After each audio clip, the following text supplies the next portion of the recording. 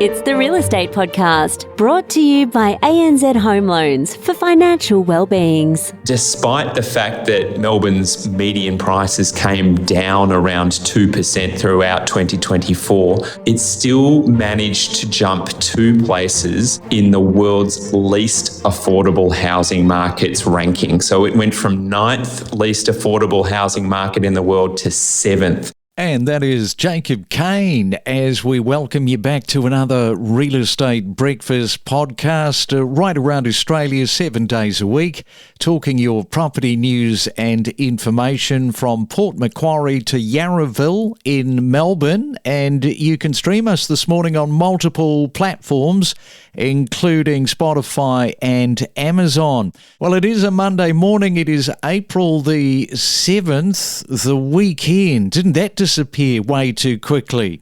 However, I did manage to finish the Netflix series Adolescence. Not sure whether you've seen this one yet, which carries an important message about social media and what young kids are going through at the moment. But from a creative side, they filmed this as a one-shot, an amazing feat, really. A one-shot, if you don't know, is one continuous take.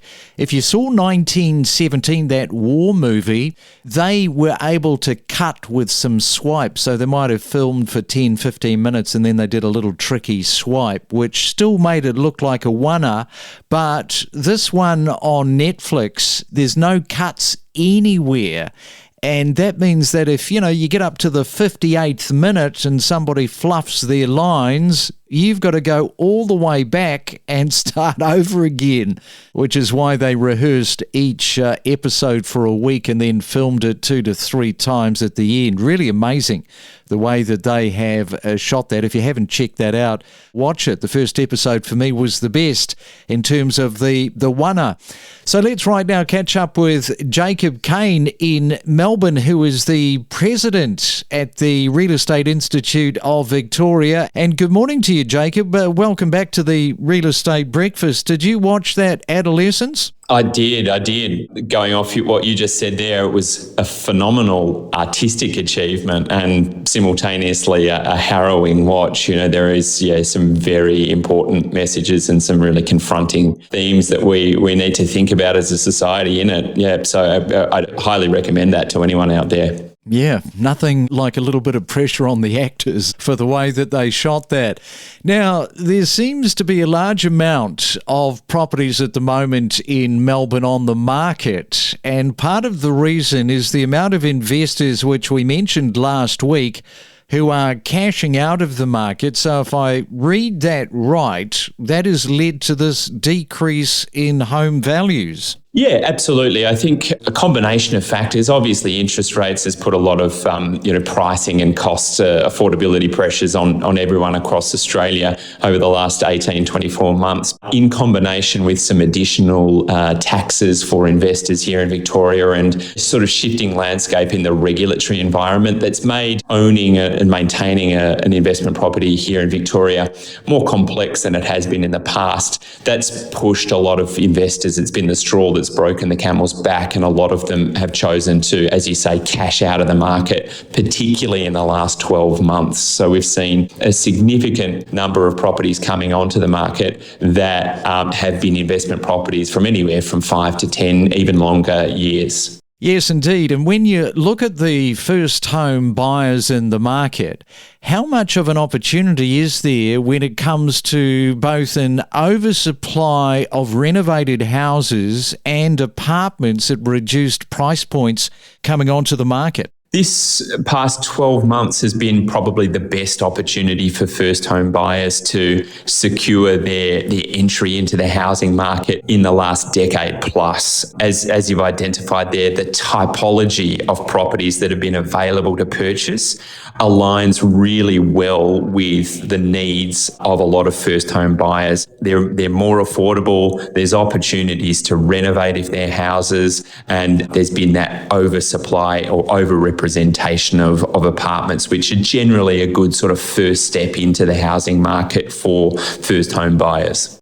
Yeah, still a real struggle going on for those first-time home buyers. We spoke to Allegra on Friday, who said just how much she was struggling. Yeah, there's definitely a bit of competition, I think. So, I'll be 35 this year, so I feel like there's definitely a lot of people my age in the same positions. They're the sort of people that you will see looking at properties where maybe you don't have kids right now, but you could maybe have one. So a lot of people are looking at those properties probably between, 550,000 and 750,000 is kind of a decent budget, I guess, for people my age that have worked and saved for a while. Other side of the competition, I guess, is people looking to downsize. So that's a little bit tough as well because they obviously have worked a lot longer. They've been able to save more money. So they would be more willing to maybe put in a higher offer than maybe someone my age. Yeah, so investors and parents, what's happening is they're outpricing these first home buyers. Then you've got the downsizers in the mix. So it is that real struggle for sure going on for those first home buyers. And last week, people who I spoke to were saying that the same thing, and that is that Melbourne is set for a little bit of a change-up, a changing tide in the current market. Do you think 2025 is going to be this great year that some of the commentators are talking about? Look, I think the early signs back up what those other commentators are thinking will happen throughout the course of 2025. There's something to remember when we think about affordability and that opportunity that first home buyers have had in the last 12 months. Despite the fact that Melbourne's median prices came down around 2% throughout 2024, it still managed to jump 2 places in the world's least affordable housing markets ranking. So it went from 9th least affordable housing market in the world to 7th least affordable housing market. So it's really tough for first home buyers. It's really tough for everyone to secure a property in Melbourne. That said, the interest rate cut in February generated a huge amount of buyer activity in the local market here, particularly in Melbourne and even more so across Victoria. And that is a strong indicator that with the prospect of further interest rates to come throughout the course of 2025, that we will reverse that trend in terms of median price decrease and see prices start to increase and rebound quite strongly throughout the course of the year. All right, we are talking to Jacob Caine there in Melbourne. When we come back, we want to have a look at the median house prices, in particular too, with having a look at regional Victoria, which has dropped a little bit, and the price point might be surprising to you. We'll talk about that next. From first-time home buyers to seasoned investors to breaking property news. Discover the stories behind the real estate. The other thing that seems to be creeping in right around Australia at the moment, particularly for first home buyers, is this whole strata extra fees that they're going to have to pay. In some cases, they are mounting up. What sort of a strata dilemma are you seeing on the ground? Yeah, so there's a whole mix of different complexes across Canberra, and some of them have strata fees as high as $8,000 or $10,000 a year. And it's a bit of a catch-22 because by buying an apartment, yes, you're saving on your mortgage repayments, but then you've just got these ongoing strata payments indefinitely. So I think that's why I'm seeing people choose to wait longer to save the deposit for a house, realising, yes, they'll be paying rent longer, but it means when they get into that home, it is completely theirs. They're not bound by strata payments. They've got the freedom to do whatever they want. Stay ahead of the competition with the latest news, insights and data analysis on the Property Podcast that keeps you informed. And it is a Real Estate Monday. Yes, back into the grind for another busy property week. And if this is the week you've decided to take your property to market, well, let's hope it all sort of lines up and you're able to move and sell that price for the best possible price in your market. And talking of markets, we are talking to Jacob there in Melbourne. We're going to just have a look at some of the pricing. Despite recent price growth, Melbourne's median dwelling price fell 2.26% over the past year, dropping to $795,000 and change to $778,000. But regional Victoria, Jacob, also saw a 1.53% dip. Median home price now $573,000. That might surprise a few people out there. Yeah, absolutely. It sounds very affordable when you can compare it with any of the capital cities across Australia. And across regional Victoria, we have a very diverse makeup of smaller regional cities and towns that offer incredibly attractive amenity and lifestyle options there. Now, it's interesting, in some of our regional centres, the median prices are radically higher than that. If you head down towards the coastal regions, like the Mornington Peninsula or the Surf Coast in Victoria, you're going to see those median prices sitting in the high single millions or even 2 or 3 million for the median prices there, because that's the quality and amenity and type of property available to purchasers. But there, as I said, a wide selection of home types available in either bustling, sort of just under capital city size regional centres through to quiet, quaint, sort of foodie and amenity lifestyle based towns as well. Now, you mentioned before the break that February's interest rate cut has reignited interest from home buyers and investors.